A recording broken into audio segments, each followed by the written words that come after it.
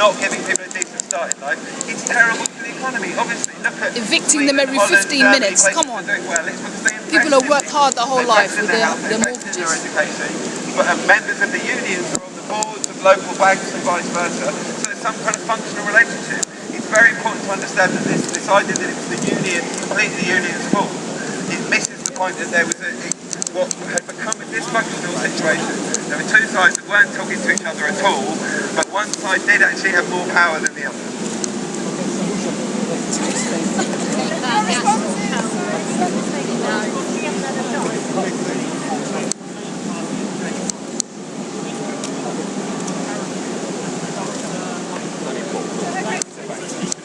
So I want to just give some figures about Iceland, because the current financial crisis first hit there, and the Icelandic government's solution was to start criminal proceedings against the heads of banks, and they used their millions not to bail out 3 or 4 banks, but actually to give debt relief and relief to the population of Iceland. 25% of the population of Iceland received money from the... So 25% of the Icelandic population received money from the government to give them mortgage relief and poverty relief. We decided, and most other economic powers decided, to bail out banks. At the time, all global economists thought the Icelandic approach was mental, and they thought that the Icelandic government was going to destroy their GDP and destroy their economy. And in year 1 of their policies, their GDP did drop by 6.5%. But in the next year, it grew by 2.4%, and the year after that, it grew by another 2.3%. So actually, economists are now beginning to think about what the Icelandic solution was. So they spent the same amount of money as we did, but they choose not to bail out 3 or 4 banks. They choose to actually relieve the poverty of their population.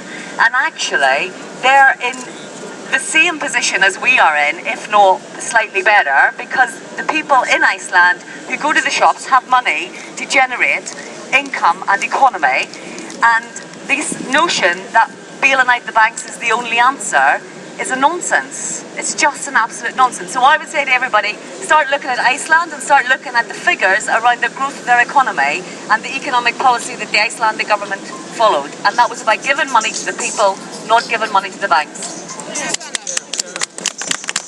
And the reason that works is that poor people spend the money that they have, and they do so reliably. Put more money into the pockets of rich people and companies, they may or may not spend it. What happened with our banks is we gave them huge amounts of money and said, oh, please lend to people in Britain. They said, yeah, sure, we will.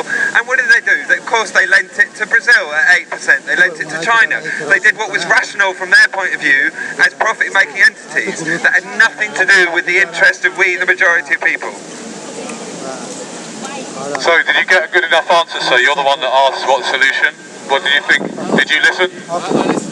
What she said? I thought you went away for a little think. I did go away for a think. My first point in response to your question is that I don't see myself as someone who has the answers. I'm more of a little annoying bugger that's got the questions, right? So really what I see myself as doing in my role in this world is to facilitate the asking of questions, not just to myself, not just to other people, but to myself as well. But we need to first ask the question. We need to first even know that there are questions to be asked, okay? So I don't have solutions. I'm not intelligent enough or educated enough. I don't see myself as intelligent or educated enough to come out with solutions. There are lots of ideas that I have, but there's lots of ideas that lots of people have, and ultimately, I think the ultimate answer is always to be found inside of myself. The answer to all the important questions is to be found inside. If I can find a way to connect to that part inside myself, which is actually the part inside everybody here, because we're just all holographic parts of the same oneness. Okay, so that's a kind of general metaphysical answer to you. On a more practical level, various thoughts I've had. One of them is that we need to find a group of a very rare breed of people who have worked through themselves or worked on themselves so much that they no longer have a need for anything, really, right? And it's only the people who have no longer a need for anything. They don't have the need to control other people. They don't have a fear of their own death. They can't be corrupted by either threats or promises. those are the people that we need to lead us. And unfortunately, those people are not going to come forward because they don't have a need. We need to find them.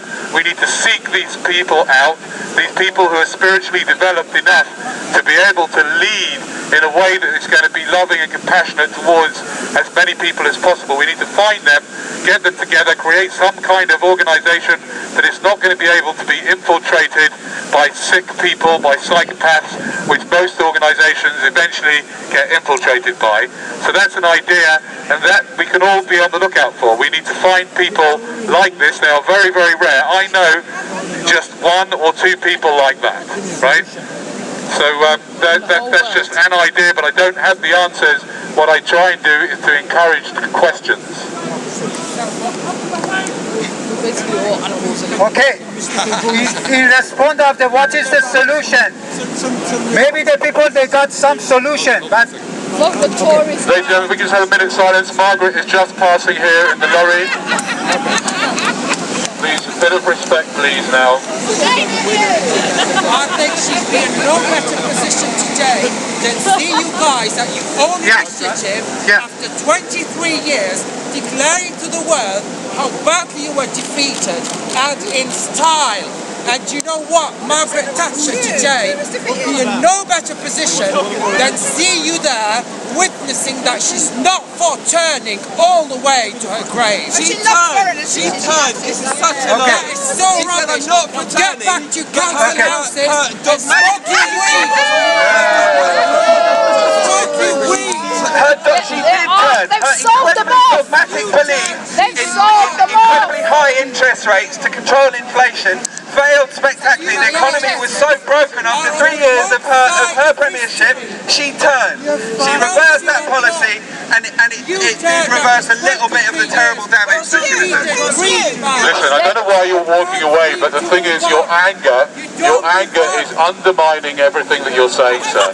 Your anger and your insults go back to your council houses. I mean, that kind of They've sold them off. They've sold them off. Undermining They're not everything that you repairing say. the houses anymore. The ghettos have been sold off, darling. The ghettos are being sold off, darling, to the private sector. everybody wants to know Nothing's what we safe, should not do, even the what we ghetto. should do. All we need to do is stop worshipping property as we've done for the last 20 years. Yeah, even which the we have ghettos are sold too as a pub, expensive now. and start liking people. Because the only thing that Thatcher did was to try and destroy the human spirit. And the fact that we're here today means that we're not destroyed. And everybody who thinks, hands up, everybody who thinks we live in a happy society. We don't. Nobody can say. Nobody can say we live in a happy society today. Not even the male. Because the male only makes a living by selling hate, by giving people an opportunity to hate each other even more than they do already, and to trade that hatred in order to compete for jobs, to compete with each other, against each other, for jobs, for homes, for schools, for Maggie was everything competing that with the matters boys. What do we between expect? communities. And Thatcher destroyed those communities deliberately and maliciously. She didn't have to wreak the havoc that she did. She chose to do that. Yes. And the reason she chose to do Pleasing the that boys. was to permanently put every generation after her into debt for the rest of their lives and stop them from taking action against whatever injustices they met within the workplace. That is what happened. We fell down on our knees to property and gave up on people. Nobody now knows their neighbours. Nobody now can organise on a local basis to get anything done. And all we have is a society of everybody's about to be individuals evicted. struggling to